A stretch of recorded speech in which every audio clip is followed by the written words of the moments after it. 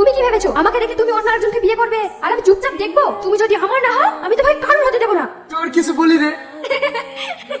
তুমি ভয় পেয়ে গেছো? ও হচ্ছে আমার বান্ধবী, সব সময় আর কি করে। আসো ভাবি, আমিও হেল্প করি। কি রে, বিয়ে করতে তোর পাত্তাই নেই। শালা পার্টি দেবো বলেছিল তো পার্টিটাও দিলি না। আরে দেবো বলেছি, ঠিক দেবো। দেখ দেখ, ভাবি মনে হয় ফোন করেছে। হ্যালো, কে? চিনতে পারছো না? এত তাড়াতাড়ি ভুলে গেলে? কি যে বলো, ওকে আমি বলতে পারি? আসলে তোমার নাম্বারটা আমার মোবাইলে সেভ করা ছিল না। আমি ভাবলাম হয়তো আমার সুন্দর বান্ধবীকে পেয়ে আমার কথা ভুলেই গেছো। আরে না না, কোথায় তুমি আর কোথায় তোমার বান্ধবী? আগে যদি তোমাকে দেখতাম বিয়েটা তোমাকেই করতাম। তাই নাকি? তুমি তো ভালোই আর কি মারতে পারো। আমি কিন্তু ইয়ার্কি মারছি না, সিরিয়াসলি বলছি। আমার তোমাকে ভীষণ পছন্দ। আচ্ছা ঠিক আছে, এখন রাখছি। ও সত্যিই ভালো, পাগল একটা।